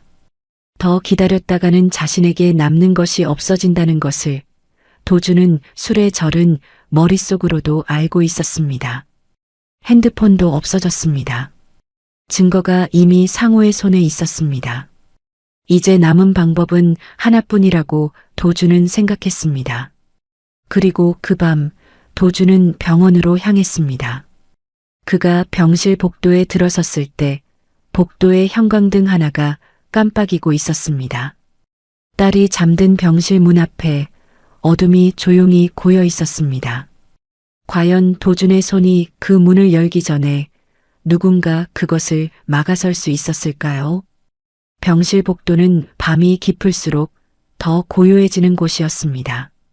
면회 시간이 끝난 뒤의 병원은 낮과는 전혀 다른 얼굴을 하고 있었습니다. 형광등 불빛은 낮보다 더 창백하게 내려앉고 간호사들의 발소리만이 가끔씩 복도를 채웠습니다. 도준이 엘리베이터에서 내렸습니다. 술 냄새가 그의 주변 공기를 물들이고 있었습니다. 한 손에는 작은 가방을 들고 있었습니다. 복도를 걸어가는 발걸음이 일정했습니다. 너무 일정해서 오히려 부자연스러운 걸음이었죠. 병실 문을 열고 들어갔습니다. 너 때문에 내가 이렇게 살아야 하냐. 얼른 가자. 누워있는 아내의 베개를 빼고 얼굴이를 누르려던 순간 뒤쪽에 사람이 나타났습니다. 소리도 없었습니다. 그림자처럼 어둠 속에서 걸어 나온 두 사람이 도준의 양쪽 팔을 붙잡았습니다. 도준이 몸을 비틀었지만 소용없었습니다. 니들 뭐야? 적당히 하고 따라와라. 도준의 얼굴이 하얗게 질렸습니다. 복도 구석, 어둠과 형광등 빛이 맞닿는 경계 어딘가에 설치된 작은 카메라가 이 모든 것을 담고 있었습니다. 상호에게 연락이 온 것은 새벽 1시였습니다. 전화를 받는 순간 상호는 이미 알고 있었습니다. 올 것이 왔다는 것을 제압했습니다. 회장님. 경호팀장의 목소리가 들려왔습니다. 상호는 짧게 답하고 전화를 끊었습니다. 창밖으로 서울의 밤이 펼쳐져 있었습니다. 수십만 개의 불빛이 켜져 있었지만 그 어느 빛도 지금 이 순간의 가슴속을 밝혀주지 못했습니다. 다음 날 아침 상호는 변호사 사무실에 앉았습니다. 서류들이 테이블 위에 펼쳐졌습니다. 녹음 파일, 병원 입원 기록, 경호원들이 촬영한 영상, 그리고 비서실장이 며칠 밤을 새워 모아온 기목자 쪽 자금 흐름과 경찰 매수 정황. 변호사가 서류를 훑으며 말했습니다. 살인미수 성립 가능합니다. 폭행, 감금, 경찰 매수까지 엮으면 실형이 충분합니다. 상호는 고개를 끄덕였습니다. 소송이 시작되었습니다. 처음 며칠은 순조로웠습니다. 증거가 탄탄했고 상대는 준비가 되어 있지 않았습니다. 기목자 쪽 변호인이 접촉을 시도해왔지만 상호는 받지 않았습니다. 이제 와서 무릎 꿇는다 해도 돌이킬 수 없는 일들이 있었습니다. 딸이 홀로 버텨온 그 긴 밤들은 어떤 말로도 되돌릴 수 없는 것이었으니까요. 그러던 어느 날 오후였습니다. 병원에서 전화가 왔습니다. 보호자분, 지금 바로 오실 수 있으세요. 목소리에 무게가 실려 있었습니다. 상호가 병실에 도착했을 때 의사와 간호사들이 분주하게 움직이고 있었습니다. 모니터 숫자들이 평소와 달랐습니다. 의사가 상호를 복도로 데리고 나갔습니다. 아버님, 말씀드리기가 어렵습니다만 의사의 얼굴이 무거웠습니다. 환자 상태가 급격히 나빠지고 있습니다. 태아가 자라면서 산모 쪽 장기에 무리가 가고 있어요. 상호는 말없이 들었습니다. 솔직히 말씀드리면 이대로 두 분 모두를 지키기가 어렵습니다. 그 말이 공기 속에 떠 있었습니다. 두 분 모두를 지키기가 어렵다. 상호는 복도 벽에 손을 짚었습니다. 천장의 형광등이 눈에 들어왔다가 사라졌습니다. 무슨 말씀이십니까? 아기와 산모 중 한쪽을 선택하셔야 합니다. 세상이 조용해졌습니다. 복도 저 끝에서 카트가 지나가는 소리가 들렸지만 그것마저 멀게 느껴졌습니다. 상호의 입에서 말이 터져 나왔습니다. 내 딸 살려내요. 목소리가 갈라졌습니다. 아이는 상관없으니 내 딸만 살려내. 의사가 잠시 눈을 내리깔았습니다. 최선을 다하겠습니다. 그리고 더 큰 병원으로 이송을 고려해야 합니다. 다만 이송 중에 상태가 급변할 가능성이 큽니다. 가시는 도중에 말이 끊겼습니다. 끝까지 말하지 않아도 알 수 있었습니다. 이송하다가 딸을 잃을 수도 있다는 말이었습니다. 병실 안에서 기계 소리가 들렸습니다. 삐, 삐, 삐. 여전히 규칙적으로 딸이 아직 숨쉬고 있다는 소리였습니다. 상호는 복도 바닥을 내려다보았습니다. 대리석 무늬가 물결처럼 이어져 있었습니다. 이 결정을 내려야 하는 사람이 자신이라는 것이 이 순간만큼은 너무도 잔인하게 느껴졌습니다. 부모가 자식보다 먼저 가야 한다고 했습니다. 그것이 순리라고 했습니다. 하지만 자식을 먼저 보내야 할지도 모른다는 현실 앞에서 순리 같은 말은 아무 의미가 없었습니다. 상호는 천천히 고개를 들었습니다. 눈이 충혈되어 있었지만 눈물은 나오지 않았습니다. 이미 다 말라버린 것 같았습니다. 딸을 살리겠습니다. 낮고 단단한 목소리였습니다. 그리고 다시 병실로 들어갔습니다. 침대 곁에 앉아 딸의 손을 잡았습니다. 차가웠습니다. 하지만 맥박은 느껴졌습니다. 가늘고 불규칙했지만 분명하게 뛰고 있었습니다. 상호는 그 작은 뜀 하나하나를 손바닥으로 느끼며 눈을 감았습니다. 살아있었습니다. 지금 이 순간만큼은 그것만으로 감사해야 한다는 것을 이 나이가 되어서야 알게 된 것 같았습니다. 아버지의 선택이 과연 딸에게 닿을 수 있었을까요? 그 결정의 끝에서 딸은 무슨 말을 남기게 될까요? 병실의 밤은 길었습니다. 면회 시간이 끝나도 상호는 나가지 않았습니다. 간호사가 2번 와서 조심스럽게 알렸지만 상호는 꼼짝도 하지 않았습니다. 결국 간호사도 더 말하지 않았습니다. 그냥 두기로 한 것이겠죠. 아버지라는 사람이 딸의 손을 잡고 저렇게 앉아 있는데 나가라는 말을 끝까지 할 수는 없었을 것이었습니다. 병실 안은 조용했습니다. 기계 소리만이 일정한 간격으로 숨을 새었습니다. 삑, 삑, 삑. 창밖으로는 도시의 불빛이 낮게 깔려 있었고 간간히 구급차 소리가 멀리서 울렸다가 사라졌습니다. 상호는 딸의 손을 2손으로 감싼 채 의자에 앉아 있었습니다.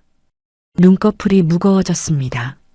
며칠째 제대로 자지 못한 몸이었습니다. 그 순간 유진이가 눈을 뜨고 있었습니다. 눈이 맑았습니다. 어렸을 때 벚꽃 아래서 웃던 그 눈이었습니다. 아빠. 목소리도 선명했습니다. 상호는 그 목소리에 심장이 쿵 내려앉는 것을 느꼈습니다. 유진아, 아기를 살려주세요. 유진이가 천천히 말했습니다. 목소리에는 두려움이 없었습니다. 간절했지만 차분했습니다. 마치 오래전부터 준비해온 말을 이제야 꺼내는 것처럼 나 대신 이 아이가 아빠 곁을 지켜줄 거야. 상호는 딸의 얼굴을 바라보았습니다. 뭔가를 말하려 했지만 목소리가 나오지 않았습니다. 유진이가 살며시 웃었습니다. 그 웃음이 햇살과 섞여 병실 안에 번졌습니다. 내 마지막 선물이야, 아빠. 정말 죄송했어요. 다음 생에는 착한 딸로 태어날게요. 사랑해요. 그 순간이었습니다. 귓속 어딘가에서 날카로운 소리가 울렸습니다. 비. 상호의 눈물이 떨어지며 눈이 번쩍 열렸습니다. 꿈이었습니다. 잠시 잠들었던 거죠. 하지만 그 따스한 햇살의 감촉이, 딸의 목소리가 아직 몸 어딘가에 남아 있었습니다. 마치 실제로 일어난 일처럼 생생하게. 비. 경보음이 울리고 있었습니다. 병실 모니터의 숫자들이 요동치고 있었습니다. 간호사들이 문을 열고 뛰어들어왔습니다. 보호자분, 잠깐 나가주세요. 상호가 벌떡 일어섰습니다. 딸의 얼굴을 봤습니다. 산소호흡기 너머 창백한 얼굴이 아까보다 더 하얘져 있었습니다. 입술이 파르스름했습니다. 지금 무슨 일이에요? 활력 징후가 떨어지고 있습니다. 잠시 자리 비켜주세요. 의사가 달려들었습니다. 상호는 복도로 밀려났습니다. 병실 문이 닫혔습니다. 복도에 형광등 불빛이 쏟아졌습니다. 차갑고 하얀 빛이었습니다. 상호는 그 빛 아래 서서 굳어버렸습니다. 꿈속에 유진이가 했던 말이 귓속에서 다시 울렸습니다. 아가를 살려주세요. 나 대신 이 아이가 아빠 곁을 지켜줄 거야. 내 마지막 선물이야, 아빠. 꿈이었습니다. 분명히 꿈이었습니다. 하지만 딸의 그 눈빛은 꿈이라고 하기에는 너무 선명했습니다. 평생 현실만을 믿어온 사람이었습니다. 보이는 것, 증명되는 것, 숫자로 확인되는 것만을 믿어온 사람이었죠. 하지만 지금 이 순간만큼은 그 꿈이 단순한 꿈이 아니라는 것을 온몸으로 느끼고 있었습니다. 딸이 말한 것이었습니다. 아직 눈을 뜨지 못하는 몸으로 아버지에게 마지막으로 전하고 싶었던 말을. 상호는 벽에 등을 기댔습니다. 천장을 올려다보았습니다. 눈이 뜨거워졌습니다. 어제까지만 해도 딸을 살려야 한다는 말이 자연스러웠습니다. 당연한 말이었습니다. 부모가 자식을 살리는 것, 그것이 세상의 이치였습니다. 하지만 지금 이 순간 그 이치가 흔들리고 있었습니다. 딸이 원하는 것이 따로 있었습니다. 뱃속의 아이, 자신이 낳지 못할 수도 있다는 것을 알면서도 끝까지 지키고 싶었던 생명. 어쩌면 딸은 처음부터 알고 있었던 것이 아닐까요? 자신이 이 아이를 품고 버텨온 것이 아버지에게 남겨주기 위한 것이었다는 것을. 병실 문 너머에서 소리들이 오갔습니다. 의사들의 목소리, 장비 소리, 급하게 움직이는 발소리. 상호는 그 소리들을 들으며 눈을 감았습니다. 뺨 위로 무언가 뜨거운 것이 흘러내렸습니다. 참으려 했지만 참아지지 않았습니다. 딸이 마지막으로 건넨 그 꿈속의 눈빛이 어두운 눈꺼풀 안쪽에서 자꾸만 살아났습니다. 환하고 맑고 두렵지 않은 눈빛. 상호는 주먹을 쥐었습니다. 손등에 핏줄이 붉어졌습니다. 그리고 천천히 눈을 떴습니다. 복도 끝에서 의사가 걸어오고 있었습니다. 빠른 걸음이었습니다. 상호는 그 걸음을 향해 한 발짝 나아갔습니다. 결단은 이미 내려져 있었습니다. 온몸이 떨렸지만 한 걸음씩 내딛는 발만큼은 흔들리지 않았습니다. 아버지가 내린 이 결단이 과연 딸에게 닿을 수 있었을까요? 잠시 후 상태를 지켜보던 의사가 멈춰섰습니다. 상호도 멈췄습니다. 복도 한가운데 두 사람이 마주 섰습니다. 형광등 불빛이 의사의 얼굴 위로 쏟아졌고 상호는 그 얼굴에서 눈을 떼지 않았습니다. 수술을 진행해야 합니다. 의사의 목소리가 조심스러웠습니다. 아기를 꺼내지 않으면 산모도 태아도 위험합니다. 지금 당장이요. 상호는 고개를 끄덕였습니다. 말이 나오지 않았습니다. 하지만 눈빛으로 말했습니다. 아이를 살려달라고. 딸이 꿈속에서 남긴 그 말을 이제 아버지가 대신 전하는 것이었습니다. 의사가 다시 병실로 뛰어들어갔습니다. 잠시 후 병실 문이 열리며 침대가 밀려 나왔습니다. 바퀴 소리가 복도를 긁었습니다. 유진이가 지나갔습니다. 산소호흡기를 달고 눈을 감은 채 침대가 스쳐 지나가는 순간 상호는 손을 뻗었습니다. 딸의 손끝에 손가락이 닿았습니다. 1초도 채 되지 않는 시간이었습니다.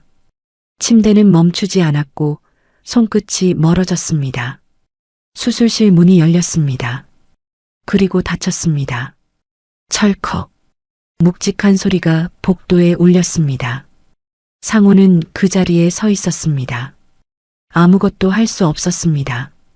평생 어떤 상황에서도 무언가를 할 수 있는 사람이었습니다.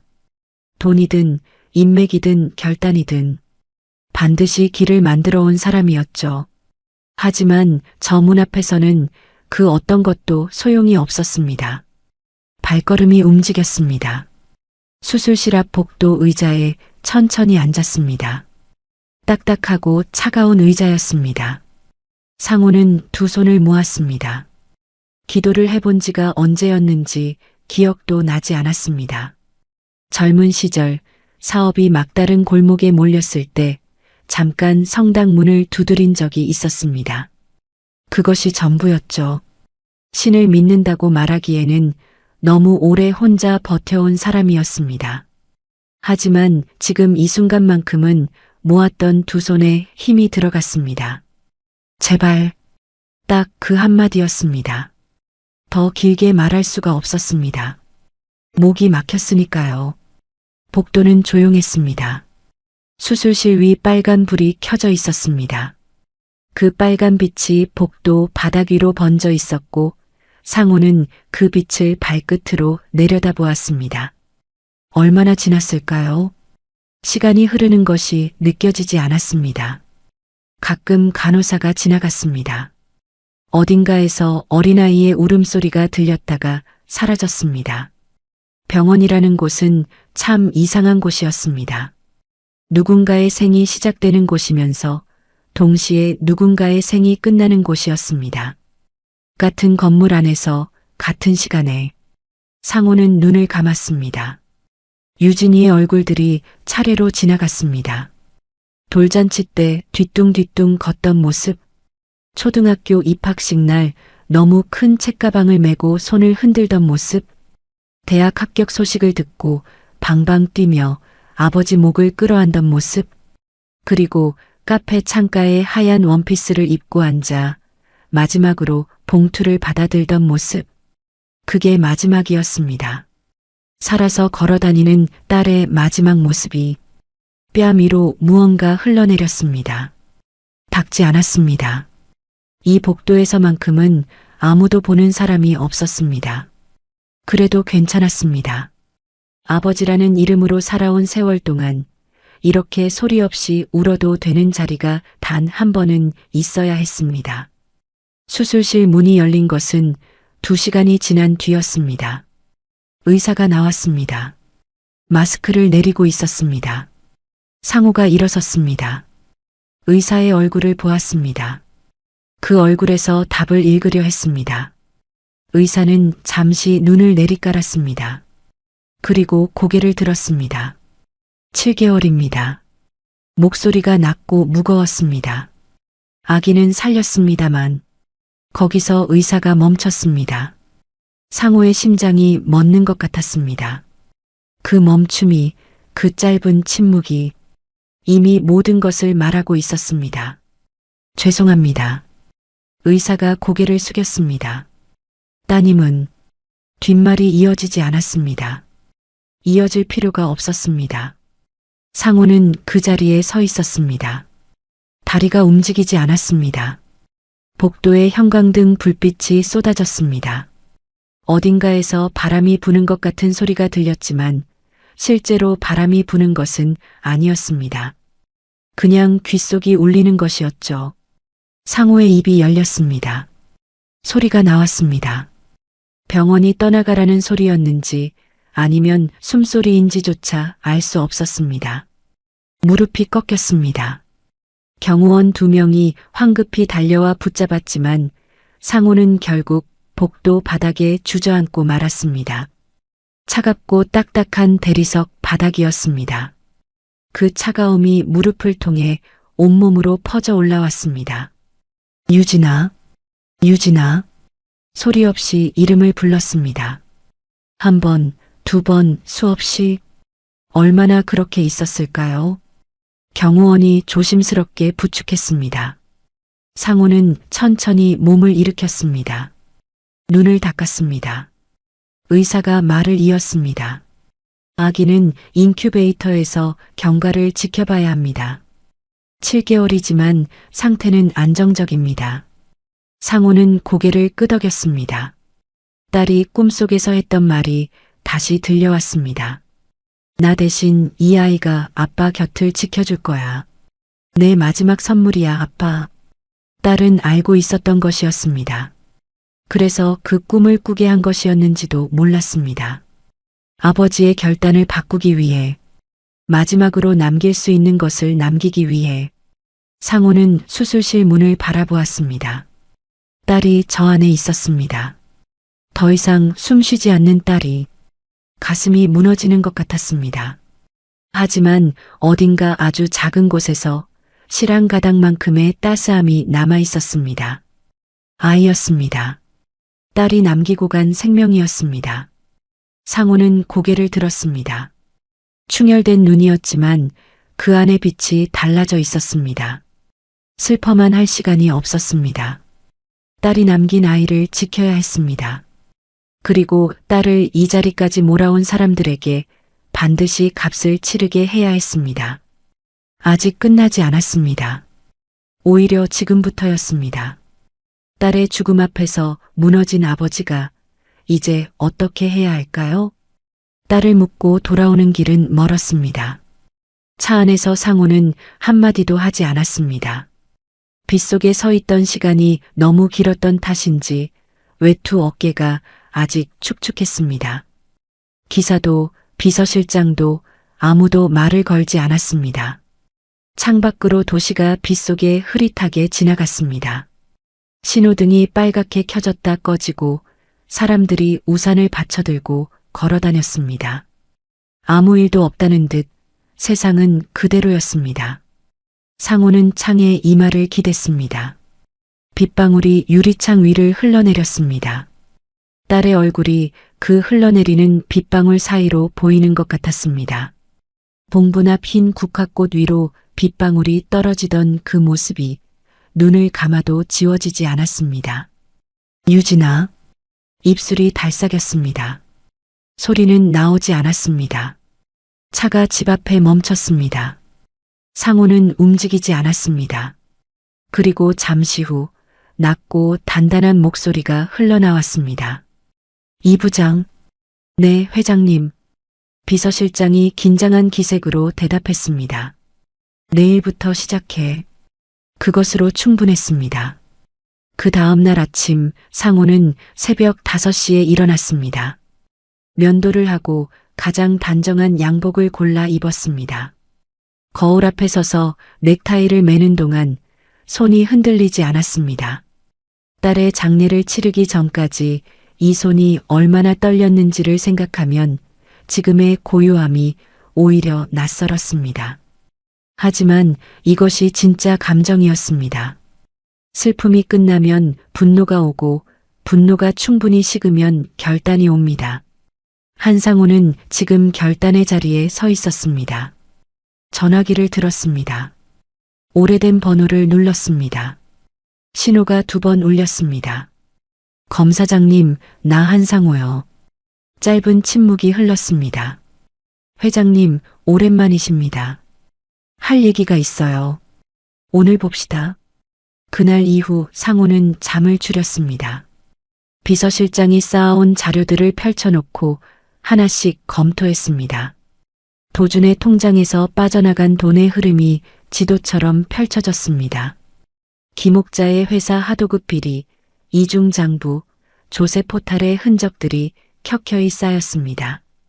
경찰관 2명의 계좌로 흘러들어간 돈의 출처가 확인되었습니다. 병원 관계자에게 건넨 입막음 비용의 영수증이 나왔습니다. 교통사고 조작에 동원된 블랙박스 삭제 업체가 밝혀졌습니다. 딸이 혼자 버텨온 3년의 시간이 이 자료들 안에 고스란히 녹아 있었습니다. 어떤 날 밤에는 자료를 보다가 손을 멈추어야 했습니다. 딸의 목소리가 담긴 녹음 파일이 다시 떠올랐습니다. 진명의 나한테 이전에, 죽여버리기 전에. 그 목소리를 들을 때마다 가슴 안쪽에서 무언가가 꽉 조여들었지만 상호는 서류를 덮지 않았습니다. 이것이 딸이 남긴 것이었으니까요. 증거를 모으고 진실을 지키고 아버지에게 전달하기 위해 목숨을 걸고 지켜낸 것들이었으니까요. 언론이 움직인 것은 그로부터 2주가 지난 뒤였습니다. 중견기업 회장 일가의 며느리 폭행 및 살인미수 의혹, 경찰 매수 정황. 기사가 포털 메인에 걸리던 날 아침, 김옥자 회사 주가가 개장 30분 만에 하한가를 쳤습니다. 거래처에서 계약 해지 통보가 쏟아졌습니다. 오래 쌓아온 신뢰라는 것이 무너질 때는 올라갈 때의 몇 배 속도로 무너진다는 것을 상호는 알고 있었습니다. 그 틈을 놓치지 않았습니다. 조용히 그러나 빠르게 김옥자 회사의 지분이 시장에 흘러나오기 시작하자 상호의 사람들이 움직였습니다. 적대적 인수합병이었습니다. 김옥자가 뒤늦게 막으려 했지만 이미 늦었습니다. 수십 년 공들여 지어온 회사가 한 달 만에 손에서 빠져나갔습니다. 그리고 법정의 날이 왔습니다. 법정 안은 조용했습니다. 방청석까지 가득 찬 사람들이 숨을 죽이고 있었습니다. 상호는 방청석 앞줄에 앉았습니다. 정면을 바라보았습니다. 피고인석에 도준이 앉아 있었습니다. 수개월 만에 보는 얼굴이었습니다. 볼이 홀쭉하게 꺼져 있었습니다. 구치소에서 보낸 시간이 얼굴에 새겨져 있었죠. 그 옆자리에는 별도 피고인으로 출석한 김옥자가 앉아 있었습니다. 진주 목걸이도 없었고 단정하게 올린 머리도 없었습니다. 머리카락이 흘러내린 채였습니다. 처음 그 회장실에서 마주쳤을 때 찻잔을 들고 눈 하나 깜짝하지 않던 그 여자가 지금은 두 손을 무릎 위에 모은 채 시선을 바닥으로 내리깔고 있었습니다. 판사가 입을 열었습니다. 법정 안의 공기가 더 조용해졌습니다. 피고인 박도준에 대한 판결을 선고합니다. 판사의 목소리가 높은 천장에 울렸습니다. 서류를 펼치는 소리가 났습니다. 본 법원은 검사가 제출한 증거를 면밀히 검토한 결과 피고인의 죄책이 매우 중대하다고 판단합니다. 판사가 잠시 멈췄습니다. 피고인은 피해자와 부부관계에 있음을 이용하여 상당한 기간에 걸쳐 지속적으로 폭행, 감금, 협박을 가하였으며 피해자의 재산을 탈취할 목적으로 이를 계획적으로 행하였습니다. 도준의 어깨가 미세하게 떨렸습니다. 또한 피해자가 임신 중임을 인지하면서도 범행을 멈추지 않았고 이는 태아의 생명까지 위협한 중대한 반인륜적 행위에 해당합니다. 상호의 손이 무릎 위에서 천천히 주먹을 쥐었습니다. 피고인은 피해자를 교통사고로 위장하여 식물인간 상태에 이르게 한 뒤 이를 은폐하기 위해 수사기관 관계자에게 금품을 제공하였으며 이는 국가사법 시스템을 심각하게 훼손한 행위입니다. 도준이 고개를 떨궜습니다. 나아가 피고인은 피해자가 의식불명 상태임을 틈타 병실에 침입하여 피해자를 살해하려 시도하였습니다. 이는 본 법원이 지금껏 심리한 사건 중에서도 그 잔혹성과 계획성이 극히 높은 사안으로 판단합니다. 판사의 목소리는 조금도 흔들리지 않았습니다. 법정 안이 완전히 고요해졌습니다. 이에 본 법원은 피고인 박도준에게 살인미수, 특수상해, 감금, 공무원, 뇌물공여 혐의를 모두 유죄로 인정하여 징역 30년을 선고합니다. 탁! 판사봉이 내려쳤습니다. 그 소리가 법정 안공기를 갈랐습니다. 도준이 벌떡 일어섰습니다. 30년? 이건 아니잖아. 아버님. 목소리가 갈라졌습니다. 눈물이 터져 나왔습니다. 아버님, 한 번만 살려주십시오. 제발요. 제가 그 정도로 잘못한 건 아니잖아요. 그냥 술 취해서 그런 건데. 법정 경위가 양쪽에서 달려들어 도준을 잡았습니다. 도준은 붙잡힌 채로 몸을 비틀었습니다. 잘못했습니다, 아버님. 제발 한 번만요. 아버님, 이대로 가지 마세요. 울부짖는 목소리가 법정을 채웠습니다. 상호는 그 소리가 들리는 방향으로 고개를 돌리지 않았습니다. 정면을 바라본 채였습니다. 눈 하나 깜짝하지 않았습니다. 가슴 안에서 무언가가 조용히 가라앉는 것이 느껴졌습니다. 딸이 버텨온 3년의 밤들, 산소호흡기를 달고 홀로 누워있던 그 차가운 병실, 마지막 힘을 짜내어 아버지를 찾던 그 목소리, 그 모든 것을 생각하면 지금 저 울부짖음은 너무도 가벼웠습니다. 옆자리에서는 또 다른 선고가 이어졌습니다. 피고인 김옥자에 대한 판결을 선고합니다. 판사가 서류를 다시 들었습니다. 피고인은 아들의 범행을 인지하고도 이를 방조하였을 뿐 아니라 수사기관 관계자에게 금품을 제공하고 피해자의 입원 사실을 은폐하는 데 적극적으로 가담하였습니다. 김옥자의 두 손이 무릎 위에서 꽉 맞잡혔습니다. 피고인의 행위는 모성이라는 이름을 빙자하여 타인의 생명과 존엄을 짓밟은 것으로 그 죄책 또한 결코 가볍지 않습니다. 탁! 두 번째 판사봉 소리가 울렸습니다. 징역 8년. 김옥자의 어깨가 무너졌습니다. 고개가 앞으로 꺾였습니다.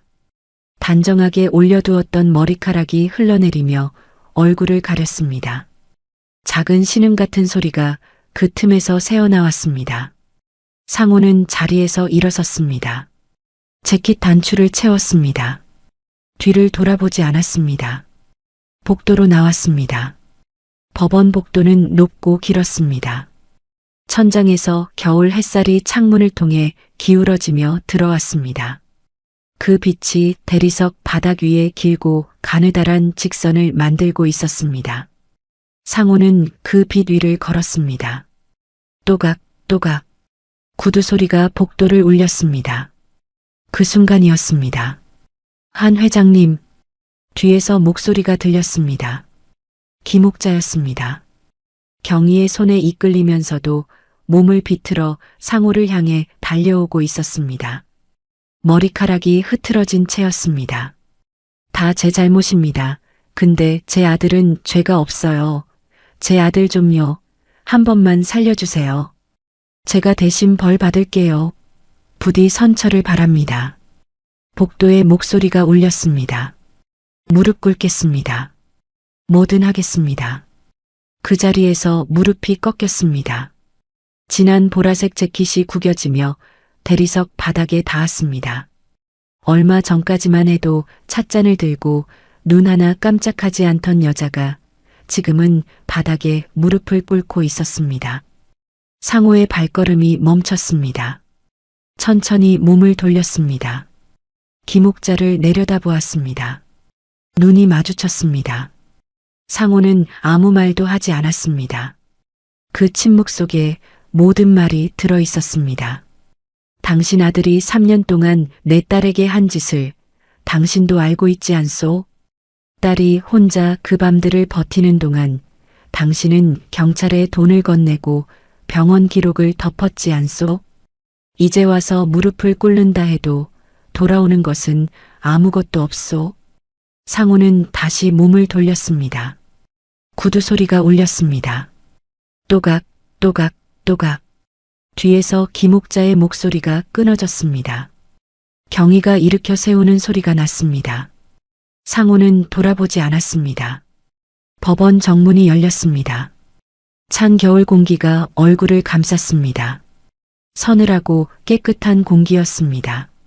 상호는 잠시 그 자리에 서서 하늘을 올려다보았습니다. 구름 한 점 없는 겨울 하늘이었습니다. 파랗고 높았습니다.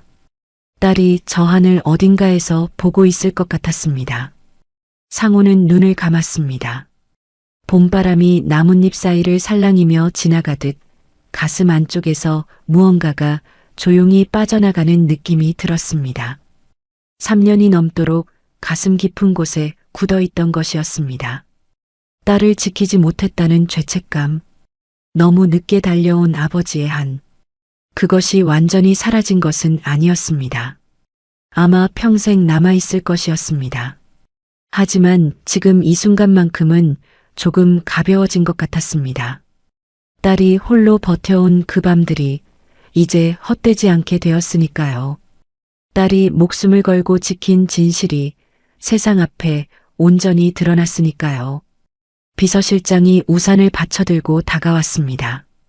하늘은 맑았지만 오래된 습관이었습니다. 상호는 손을 들어 물렸습니다. 그리고 천천히 계단을 내려갔습니다. 딸에게 가야 할 곳이 있었습니다. 오늘 이 이야기를 전해주어야 했습니다. 아빠가 왔다고, 내가 남긴 진실이 결국 세상을 이겼다고, 이제 딸이 남기고 간 작은 생명과 함께 한상호는 어떤 오늘을 살아가게 될까요? 시간은 흘렀습니다. 봄이 오고 여름이 지나고 또 한 해가 바뀌었습니다. 세상은 언제나 그렇듯 무심하게 계절을 갈아입었고 사람들은 어제와 다르지 않은 하루를 살아갔습니다. 그리고 그 흘러간 시간 속 어딘가에서 한상호라는 사람도 조금씩 달라져 있었습니다. 세월이 흐르고 흘러도 집무실 책상 위의 유리 액자는 여전히 그 자리에 있었습니다. 하지만 이제는 그 옆에 또 하나의 사진이 놓여 있었습니다. 작고 빨간 얼굴로 세상에 처음 나온 날 인큐베이터 유리 너머로 찍은 사진이었습니다. 손가락이 얼마나 작던지 상호는 그 사진을 처음 받아들었을 때 한참 동안 내려다보았습니다.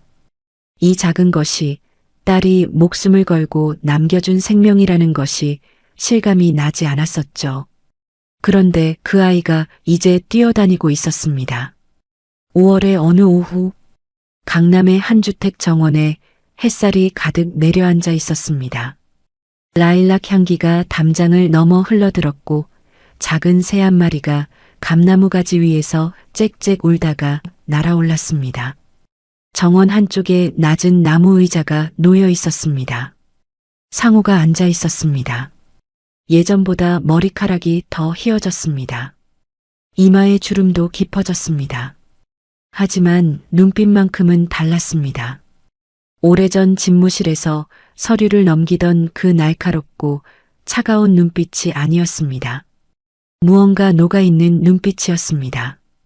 봄볕에 오래 앉아있던 사람처럼 안쪽 어딘가가 따뜻하게 풀어진 눈빛이었죠. 할아버지, 봐봐요. 아이의 목소리가 정원을 가로질러 날아왔습니다. 3살이 조금 넘은 사내아이였습니다. 통통한 다리로 잔디 위를 달리다가 넘어지고 또 일어나서 달리고 있었습니다. 유모가 뒤에서 조심스럽게 따라가고 있었지만 아이는 개의치 않았습니다. 넘어지면서도 웃었습니다. 그 웃음이 봄바람처럼 정원을 채웠습니다. 상호는 그 모습을 바라보았습니다. 보고 있자니 가슴 한편이 뭉클했습니다. 유진이를 닮아 있었습니다. 눈매가 그랬습니다. 무언가를 발견했을 때 동그랗게 커지는 눈, 웃을 때 오른쪽으로 살짝 올라가는 입꼬리. 어렸을 때 유진이가 딱 저랬었습니다.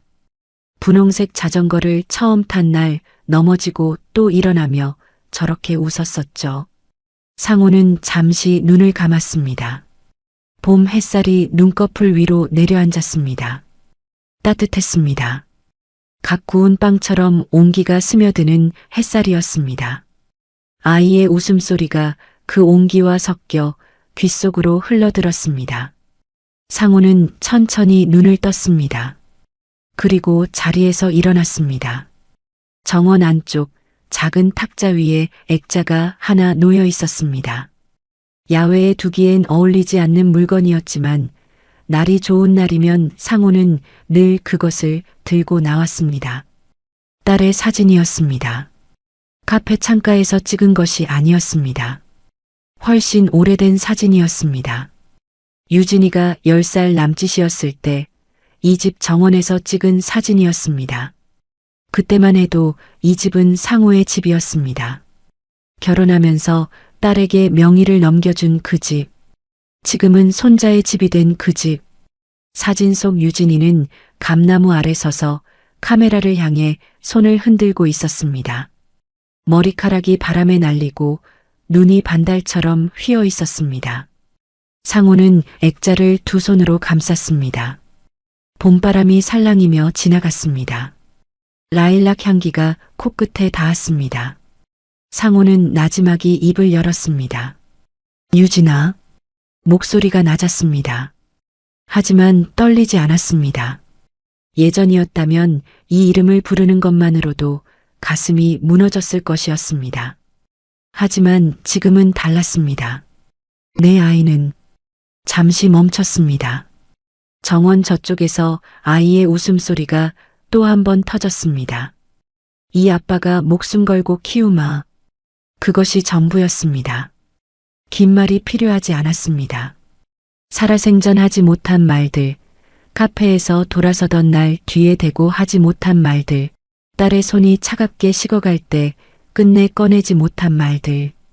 그 모든 말들이 이 한마디 안에 녹아 있었습니다. 할아버지, 할아버지. 아이가 달려왔습니다. 통통한 두 팔을 벌리고 전속력으로 달려왔습니다. 잔디 위에서 또 한 번 비틀거렸지만 넘어지지 않았습니다. 균형을 잡으며 다시 달렸습니다. 상호는 허리를 굽혔습니다. 두 팔을 벌렸습니다. 아이가 그 안으로 뛰어들었습니다. 작고 따뜻한 무게가 가슴에 안겼습니다. 아이의 머리카락에서 햇살 냄새가 났습니다. 방금까지 뛰어놀아서 따뜻하게 달아오른 체온이 느껴졌습니다. 상호는 그 작은 몸을 꼭 껴안았습니다. 할아버지 울어요? 눈이 뜨거워졌지만 이번에는 울지 않았습니다. 슬픔이 아니었으니까요. 이것이 무슨 감정인지 딱 잘라 말하기는 어려웠습니다. 슬픔과 감사와 사랑이 한꺼번에 뒤섞인 설명할 수 없는 뜨거움이었습니다. 한이라는 것이 있습니다. 가슴 깊은 곳에 쌓여 굳어버린 그것이 세월이 지나면서 다른 무언가로 변하는 때가 있습니다. 분노로 변하기도 하고 체념으로 변하기도 합니다. 하지만 가끔은, 아주 가끔은 사랑으로 변하기도 합니다. 한상호라는 사람에게 그것이 찾아온 것은 바로 이 5월의 오후였습니다. 딸이 떠난 자리에 손자가 있었습니다. 딸이 웃던 그 정원에서 딸을 닮은 눈매가 또다시 웃고 있었습니다. 감나무는 여전히 그 자리에 서 있었습니다. 가지 끝마다 새잎이 돋아나 있었습니다. 연두빛이었습니다. 눈이 시릴 만큼 선명한 연두빛이었습니다. 상호는 아이를 품에 안은 채 천천히 몸을 일으켰습니다. 액자를 내려다보았습니다. 사진 속 유진이가 손을 흔들고 있었습니다. 바람에 머리카락이 날리고 눈이 반달처럼 휘어 있었습니다. 상호는 그 눈을 바라보았습니다. 오래, 그리고 아주 작게 웃었습니다. 처음이었습니다. 딸의 사진을 보며 웃은 것이 정원에 바람이 불었습니다. 라일락 꽃잎 몇 장이 바람을 타고 날아올랐습니다. 보랏빛 꽃잎들이 햇살 속에서 빙그르르 돌다가 천천히 내려앉았습니다. 아이가 그 꽃잎을 향해 손을 뻗으며 까르르 웃었습니다. 그 웃음소리가 담장을 넘고 감나무 가지를 흔들고 5월의 하늘 속으로 퍼져 올라갔습니다. 딸이 마지막으로 남긴 선물이었습니다. 한 아버지가 한평생 다 쓰고도 남을 만큼의 따뜻하고 눈부신 선물이었습니다. 지독한 한이 사랑으로 물드는 노을 아래 할아버지와 손자의 웃음소리가 봄바람을 타고 정원을 가득 채웠습니다. 이 이야기가 끝난 자리에서 여러분의 가슴 속에는 어떤 감정이 남아 있으신가요?